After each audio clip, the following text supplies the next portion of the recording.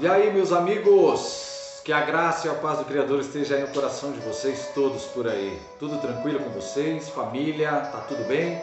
Louvado seja Deus por isso. Estamos aqui novamente, como sempre, né, com vídeos aí bastante interessantes e hoje, né, um vídeo legal aí para nós que gostamos de obter conhecimento. Mas como eu sempre falo, eu já quero primeiramente agradecer todos vocês que têm se inscrito aí no meu canal, PR Carlinhos Oliveira. Fico muito honrado, feliz demais com vocês aí que tem me mandado mensagem lá no WhatsApp, tem mandado mensagem lá no Face, falando: puxa Carlinhos, tá bacana esses vídeos que você tem colocado, e tem me incentivado bastante a continuar a fazer esses vídeos aí. Isso daí me deixa muito feliz. E hoje eu quero trazer um tema, irmãos, que é um tema maravilhoso, que está no livro de 2 Reis, no capítulo 6. Creio que vocês todos já conhecem essa história. São 7 versículos ali falando de um milagre extraordinário que aconteceu. Eu creio que eu já falei aqui, muitos aí já sabem qual que é o tema, mas no livro de 2 Reis, irmãos, no capítulo 6, eu até peço para você pegar aí as escrituras sagradas e acompanhar comigo, um tema maravilhoso que ele diz assim: cuidado com o meu machado. Eu tenho certeza que você vai se apaixonar, quando nós adentrarmos aqui nessa contextualização do que estava acontecendo naquela época. E eu também quero trazer algumas aplicações para nós aqui no nosso dia a dia. Então pega as escrituras sagradas aí, meus irmãos, para a gente acompanhar o que vai estar sendo ministrado aqui. Vou aproveitar e colocar os meus óculos, porque quando a idade chega, nós temos que colocar os óculos para que possa ler bem melhor. Mas beleza, vamos lá, pessoal. Que o Espírito Santo possa me dar graça, que você aí abra o seu coração. Nós não estamos aqui para falar de placa de igreja, mas estamos para falar de conhecimento bíblico, aquilo que agrega valores na nossa vida. Beleza? 2 Reis, capítulo 6, verso de número 1, ele diz assim: os filhos dos profetas disseram a Eliseu: eis que o lugar em que habitamos diante da tua face nos é estreito demais. Vamos, pois, até o Jordão, tomemos de lá cada um de nós um tronco e construamos um lugar onde habitamos. E ele respondeu, Eliseu: ide. Disse-o: serve-te de ires com teus servos. Respondeu ele: eu irei. E ele foi com eles. Chegando eles no Jordão, cortando madeira, sucedeu que, derribando um deles um tronco, o ferro do machado caiu na onde? Caiu na água. E ele clamou: ai, meu senhor, porque era emprestado. O cara ficou totalmente temeroso porque aquele machado era emprestado. E disse um homem de Deus: mas espera aí, aonde que caiu o machado? E o homem mostrou o lugar. E Eliseu, o que ele fez? Ele cortou um galho de árvore, lançou e fez flutuar o ferro. E disse: levanta-o. Então ele estendeu a mão e a tomou. Irmãos, quando nós pegamos aqui esse contexto, é algo que nos deixa o nosso coração irradiante e também deixa a nossa mente literalmente a imaginar, entrar dentro literalmente desse contexto e falar: cara, como que pôde ter acontecido isso? Irmãos, olha só para vocês terem uma noção. Aquele filho daquele profeta, conforme o versículo 1, ele viu que estava literalmente pequeno o local onde eles lá se reuniam. E o que ele fez? Ele falou: puxa vida, eu não tenho essa ferramenta, eu não tenho ferramenta para ajudar. E automaticamente ele foi em algum vizinho, ou foi no parente, ou foi no pai. A Bíblia não fala onde ele foi. Mas ele foi até aquele local, de um amigo que seja, e falou: cara, você tem como me emprestar o seu machado? Porque eu preciso fazer uma obra ali junto com meus irmãos ali da escola ali de profetas, e depois eu devolvo para você. Automaticamente aquela pessoa que emprestou para ele falou assim: ó, eu vou te emprestar, mas toma cuidado com o meu machado. Porque isso é a ferramenta que eu tenho de trabalho, é algo que eu paguei muito caro e, por favor, estou te emprestando, mas toma cuidado do meu machado. Irmãos, quando eu pego aqui no capítulo 6 de 2 Reis, do verso de número 1 até o verso de número 7, ele já começa nos ensinando ali 7 princípios que nós temos que ter na nossa vida. Primeiro, no verso de número 1, ele já fala sobre crescimento. O verso de número 2, ele fala sobre colaboração. O verso de número 3, ele fala sobre obediência. O verso de número 4, ele fala para disposição. Quando nós pegamos o verso de número 5, ele fala sobre vigilância. Quando nós pegamos ali o verso de número 6, ele fala sobre reconhecimento. E o verso de número 7, ele fala conosco sobre responsabilidade. Se eu fosse pegar só esses 7 versos, nós poderíamos adentrar dentro deles aqui e explanar algo sobrenatural sobre nossas vidas. Mas o que acontece, irmãos? Eu gosto sempre de contextualizar, de explicar tudo o que estava acontecendo naquela época. Então a marca do ministério de Eliseu é de milagres totalmente surpreendentes. Lá no livro de 2 Reis, aqui no capítulo 6, que é esse capítulo que nós estamos falando, nós encontramos um desses incríveis sinais operado pelo profeta. Então o que faz Eliseu? Eliseu ele faz flutuar um ferro de um machado que cai lá no Rio Jordão. E o que nós podemos aprender com essa lição? O que nós podemos aprender e para tirar para nossas vidas esse contexto ou esse fato milagroso que aconteceu aqui? Irmãos, quando nós falamos do profeta Eliseu, nós conhecemos que Eliseu ele foi discípulo de Elias. E antes da morte do profeta Elias, ele vira para Eliseu e fala para Eliseu: Eliseu, antes de eu morrer, o que tu quer que eu faça para você? O que eu posso te ajudar para deixar um legado para você? Eliseu, nada bobo, Eliseu vira para Elias e fala: ó, Elias, faz o seguinte, cara, se der para você me dar a porção dobrada daquilo que tem na tua vida, eu vou ficar muito feliz. Então eu não quero casa, não quero carro, não quero dinheiro, não. Eu quero a unção que tem na tua vida e, se possível, eu quero ficar até com a tua capa. E foi isso que aconteceu. Certo? Então nós vemos aqui, nesse contexto, a escola de profetas que estava lá. Então Eliseu, irmãos, ele não era simplesmente um pregador ali itinerante, né? E também não era somente um profeta que fazia milagres. Eliseu também, ele era um supervisor de várias escolas de profeta que tinha naquela época, né, em que rapazes ali eram selecionados pelo dom do Espírito Santo de Deus e que recebiam instruções e encorajamento para desenvolver a sua área de profetas ali. Tá entendendo, meus irmãos? Então, nós sabemos que lá naquela época existia algumas escolas de profetas, né, para que eles pudessem ali desenvolver, para que eles pudessem aprender. Tinha uma escola de profetas lá em Gilgal, tinha outra lá em Betel, tinha outra lá em Jericó, lá em Ramá, né, na cidade natal ali de Samuel, que você pode ver isso daí lá no 1 Samuel, no capítulo 19, do versículo 22 ao 24. Então, mas é possível que também houvesse outras escolas ali de profetas. Então, tanto Elias como Eliseu, eles consideravam de uma suma importância, de algo de grande valia, que a geração que vinha seguinte reconhecesse o Senhor e compreendesse a sua palavra. Então os caras automaticamente tinham esse tipo de preocupação com a geração que vinha a seguir. Porque hoje nós vemos muitos profetas aí, mas naquela época tinha umas escolas específicas para falar o que faz um profeta, como o profeta tem que se suceder na sociedade, quais os deveres do profeta.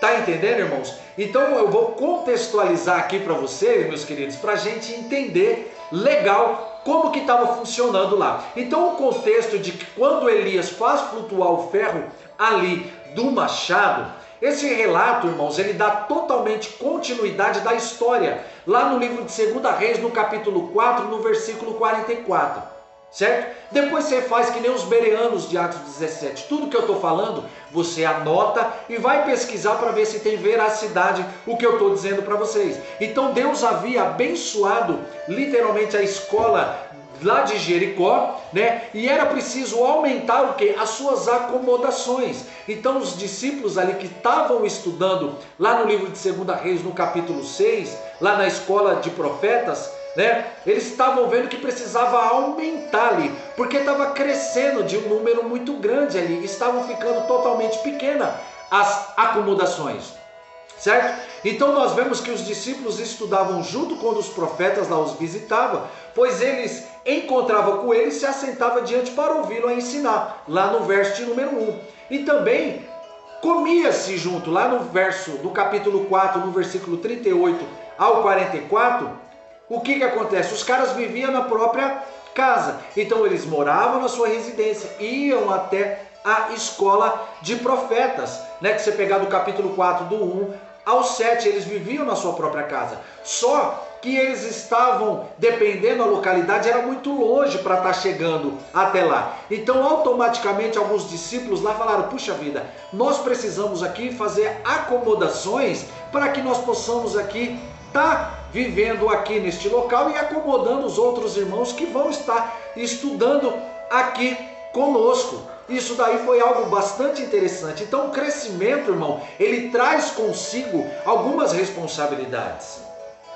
Quando nós começamos a crescer, seja na área pastoral, na área do diaconato, na área presbitério, na área...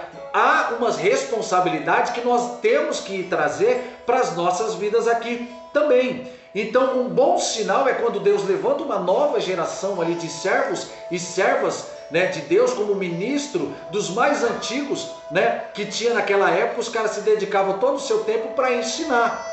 Porém, o novo crescimento traz contigo, que nem eu falei, responsabilidade. Então hoje em dia, né, nós vemos as escolas numa situação como essa, de uma organização para tentar levantar fundos, né? Mas hoje nós temos arquitetos, nós temos construtores, hoje literalmente a área de ferramentas, da ferramentaria, né? Hoje é muito mais acessível para nós. Irmão, vocês não ligam não, porque tem hora que eu dou enrolada na língua por causa do aparelho aqui, viu? Tem hora que só Deus na causa. Mas o que acontece? Os discípulos naquela época, eles que faziam todo o trabalho, né? Eles que tinham que correr atrás das ferramentas, de tudo, para que pudesse ali agregar alguns valores e para deixar ali a comodidade bem melhor, né? E estava ali com eles Eliseu, um dos maiores profetas que estava lá junto com eles. Então hoje, é o que eu estou dizendo, na época dos dias de Eliseu, ao contrário de hoje nós temos total acesso a ferramentas. Então nós implementamos os ferros que era naquela época, era totalmente escasso. Era totalmente difícil ali. Quem tinha um machado, quem tinha uma ferramenta, né, era algo de luxo. Então o que acontece? O discípulo, o que ele teve que fazer? Teve que tomar emprestado, seja de alguém qualquer, para poder trabalhar na obra de Deus, para preparar a madeira para construir ali um alojamento.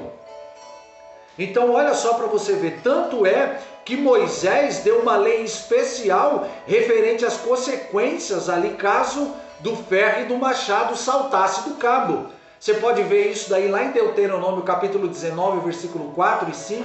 Isso indica que acontecia com frequência lá naquela época. Então quando eles iam trabalhar, se você não olhasse ali o cabo do machado, se ele não tivesse bem apertado e se você perdesse, havia uma lei que acontece, você tinha que devolver e você tinha que pagar por aquilo que você perdeu. Deuteronômio capítulo 19, ele fala que isso daí acontecia com frequência. Era comum acontecer. Então, se a lei acerca dos animais emprestados, também se aplicava às ferramentas, não só dos animais, as ferramentas também. Lá em Êxodo, no capítulo 22, versículo 14 e 15, você dá uma olhadinha depois para ver o que eu estou te dizendo. Então, o pobre discípulo, ele tinha que reembolsar pelo ferro que ele tinha perdido, ou que ele perdeu, ou se alguém roubou, alguma coisa aconteceu, ele tinha que pagar de novo e automaticamente ia fazer falta no seu orçamento. Era uma lei que tinha lá.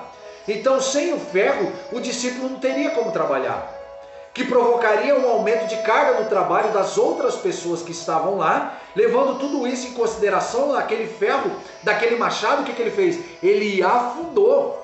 Então muito problema ocasionou. Então o discípulo rapidamente, ele viu o ferro do machado que caiu ali, ele falou, puxa vida, eu preciso dá um jeito nisso. Ele ficou desesperado, porque ele falou, cara, quando eu peguei o machado de lá, o dono falou, cuidado com o meu machado, e o machado cai justamente o ferro. Então ele ficou desesperado. Ele falou, e agora? O que eu vou fazer? Se o machado caiu lá. Então ele foi falar, né, com quem? Ele foi falar com Eliseu, para que Eliseu ajudasse. Então como Eliseu fez o machado flutuar, irmãos?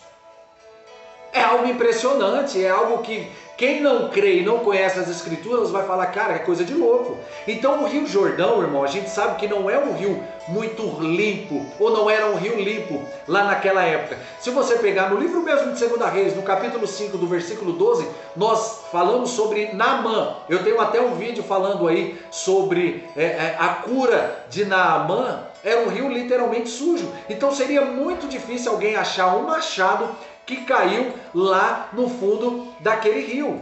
Então o profeta, ele não pescou o machado com uma varinha. Ele não pescou, mas sim, ele atirou um pedaço de pau sobre a água, sobre onde o ferro afundou. E o Senhor levantou aquilo lá, levantou o machado. Mas aqui tem um mistério, por que justamente Eliseu jogou um pedaço de árvore para que o machado flutuasse? Você já parou para pensar nisso, irmão? Eliseu, ele não poderia estender a mão dele lá e fazer uma oração e pedir para Deus, Deus, traga novamente o machado de volta. Mas por que ele quebrou o galho, jogou lá? Você vai ver que mistério interessante nós temos aqui. Então foi um milagre, irmãos, literalmente por intermédio do Deus. Tá entendendo?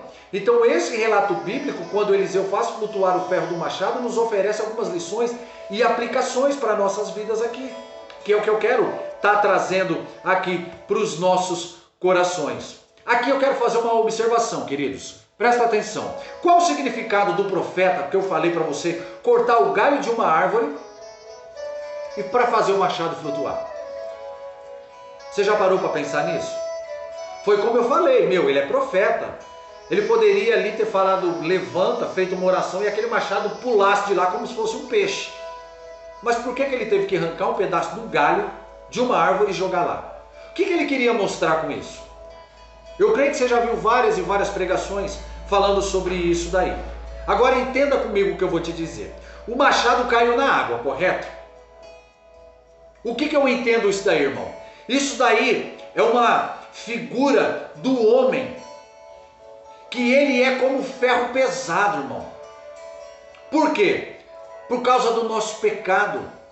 Tudo que acontecia lá atrás, muitas das vezes era sombra do que ia acontecer no futuro. Era algo tipificando que ia acontecer no futuro.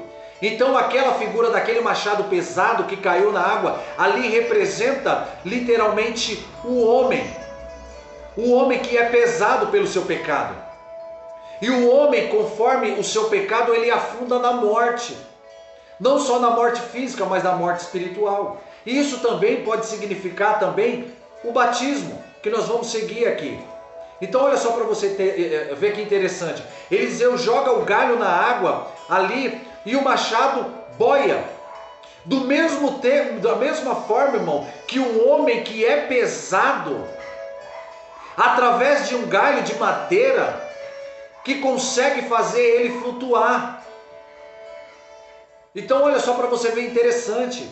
E que o homem saiu da morte através da madeira. E qual que é essa madeira que está pré-figurando, ou que está sendo pré-figurada? É a cruz do nosso Senhor Jesus Cristo, irmãos. Olha que lindo essa revelação. Então isso está totalmente linkado com o batismo, meus queridos. Que quando nós se emergimos, quando somos emergidos ali, está inclinando, indicando os pesos espirituais do maligno que é tirado de nossa vida e nós recebemos uma nova vida, que é a nova ressurreição de Cristo. Que se cumpre totalmente aquilo que foi falado na passagem de Miqueias, que Deus abandona os pecados do seu povo e os lança na profundeza dos mares.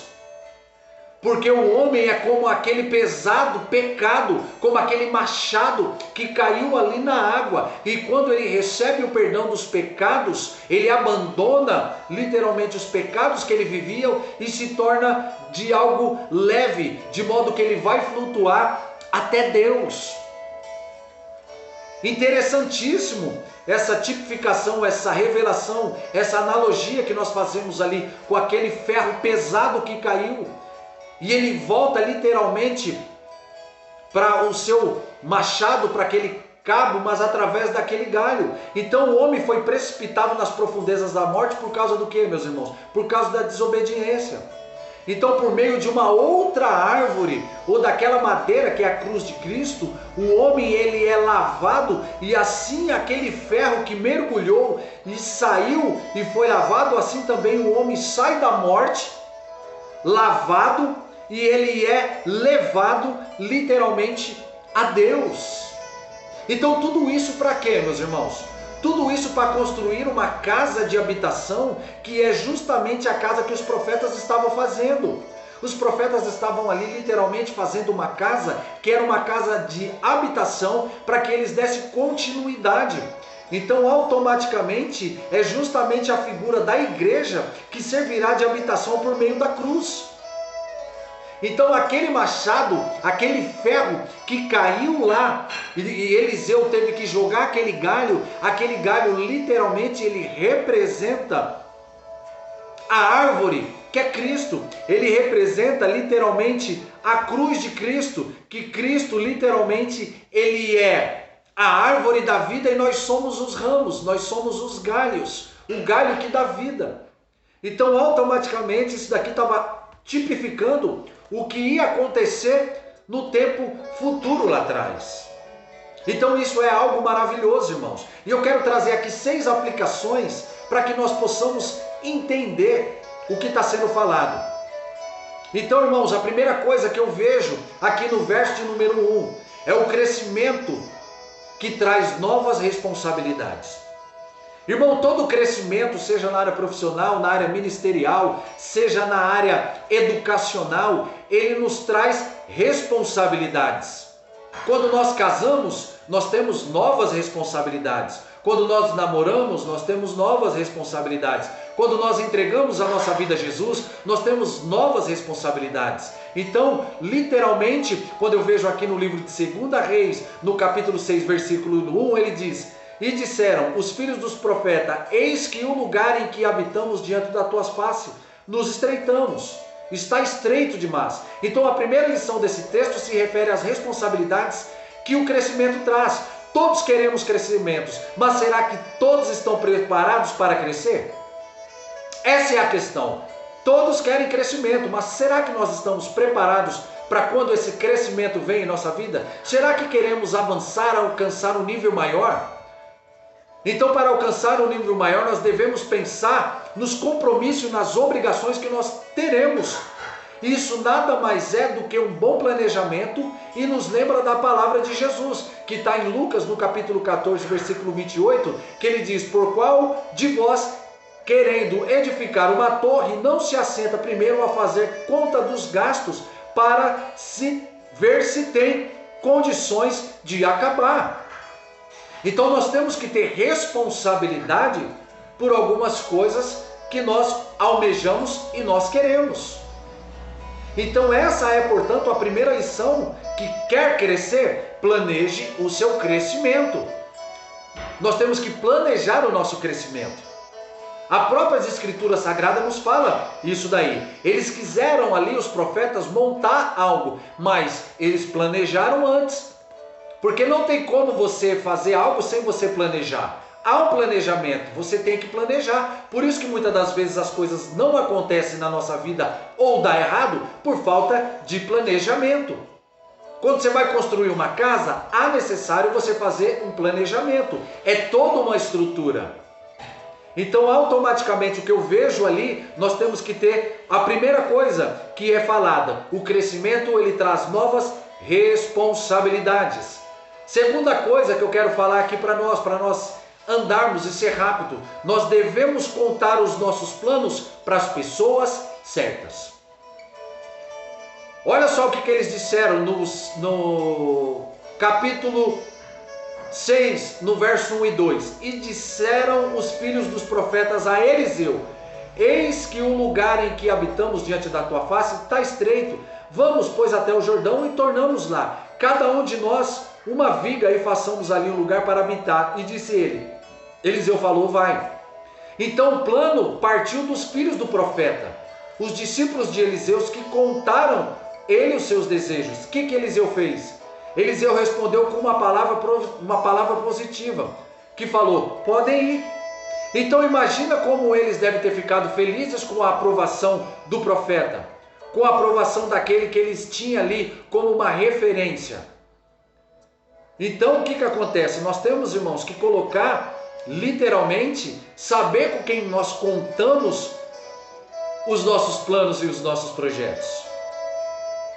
Então essa segunda lição, ela fica muito clara, que se os filhos do profeta tivessem ido a qualquer outro tipo de pessoa, ou qualquer outro tipo de divindade contar os seus planos, né, ou pedir ali um bom conselho, os caras poderiam estar literalmente frustrados com uma palavra negativa. Ou mesmo se recebessem um sim, não é somente dizer vai, mas precisa garantir ali a palavra. Eliseu era uma pessoa que, além de ser profeta, a sua palavra tinha um peso muito grande. Era um homem de Deus que dava bom testemunho. Que se você pegar o 2 Reis capítulo 4, versículo 9.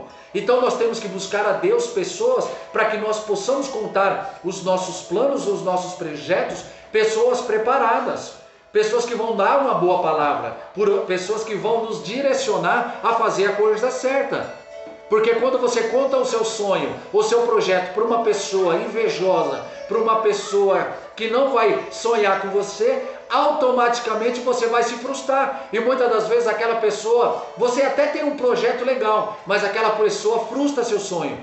Aquela pessoa fala: ah, não vai dar certo não, se eu fosse você eu não fazia isso. Então você muitas das vezes conta seu sonho para a pessoa errada. E aí as coisas não acontecem e você culpa Deus. Tá entendendo? Eles lá falaram para a pessoa certa: Eliseu, a gente pode ir? A gente podemos fazer? Vai. Não, vai que vai dar certo. Então, tudo que nós temos aqui, a terceira coisa, irmãos, tudo que nós temos é emprestado. Nada que nós temos aqui é nosso. Tudo que nós temos aqui é de Deus. Porque se você tem, é porque Deus tem te dado fôlego de vida e você tem conquistado isso daí. 2 Reis, no capítulo 6, versículo 5, ele diz: ah, meu Senhor, era emprestado. Então, se você pegar o livro de 1 Coríntios, capítulo 4, versículo 7, Paulo perguntou: e que tens tu que não tenhas recebido? E João Batista disse: o homem não pode receber coisa alguma senão do céu que lhe for dada. Lá no livro de João, capítulo 3, versículo 27. Quais os dons, aptidões, bens e oportunidades que temos? Ela vem de Deus. E nós teremos que prestar contas a Ele de tudo aquilo que nós encontramos ou que foi colocado na nossa mão. O dom que você tem de falar foi de Deus. O dom que você tem de cantar é de Deus. O dom que você tem de pregar é de Deus. O dom que você tem de trabalhar é de Deus. Tudo é um dom que Deus te deu. E Ele vai cobrar lá em cima. Ele vai falar: puxa, eu te dei tantos dons e você tem usado os seus dons totalmente para coisas malignas, para fazer coisas terríveis. Você vai ser cobrado. Eu vou ser cobrado. Tudo aqui não pertence a nós, pertence a Deus. Nós somos mordomos aqui. A nossa casa não é nossa, é de Deus. O nosso carro não é nosso, é de Deus. Então cuida daquilo que Deus tem te dado. Porque se você não cuidar no pouco, Ele não vai te colocar no muito. Porque se você não cuida no pouco, você vai querer ter muito. Então é sem chance. Quarta coisa aqui, rapidamente: a ferramenta deve ser usada para serviços ao Senhor. Se você pegar o verso 6, o capítulo 6 do verso 5, tudo é para serviço de Deus. E esses discípulos, ele perdeu a ferramenta quando ele estava fazendo o quê? Servindo ao Senhor. Então, o serviço fiel, ele é importante, mas também ele pode implicar risco de perdermos algo de valor para nós enquanto nós realizamos o trabalho. É difícil, irmãos, nós estamos fazendo ali muitas das vezes o trabalho do Senhor e muitas das vezes nós perdemos algo. Não é algo que nós queríamos de ter perdido, mas nós temos que pedir para quem? Para Deus. Hoje nós não temos aqui do nosso lado nenhum professor de escola de profetas que pode nos ensinar, mas nós podemos ser um profeta nessa terra, falando que nós temos ligação direta com o profeta dos profetas, que é o Espírito Santo de Jesus. Então o que acontece? Teve um caso que Moisés ele perdeu a paciência e a mansidão quando supria água para o povo. Moisés ele perdeu a paciência. Lá em Números capítulo 20, do versículo 1 ao versículo 13, depois você pode comprovar isso que eu estou falando. Moisés ele perdeu a paciência. E quem foi Moisés? Davi ele perdeu o domínio próprio ao ser gentil com o próximo. Lá em 1 Samuel capítulo 25, versículo 13. Então o servo de Deus ele deve caminhar com cuidado diante do Senhor. Entendeu? E inventaria, né, suas ferramentas para que não perca algo extremamente, totalmente necessário. Então uma coisa é perder a ferramenta nas coisas que o mundo oferece, com brincadeiras, diversões passageiras. Outra coisa é perder trabalhando para o reino de Deus, irmãos. Há totalmente ali uma linha tênua. Está entendendo? Totalmente diferente. Porque se perdemos a ferramenta fazendo a obra de Deus, nós temos um profeta como Eliseu, né, que o Senhor levantará para nos mostrar, né, qual caminho nós devemos andar e para fazer um milagre. Agora, quem vai nos ajudar se nós não temos e se nós não conhecemos o profeta, se nós não conhecemos a Deus? Vai ficar difícil.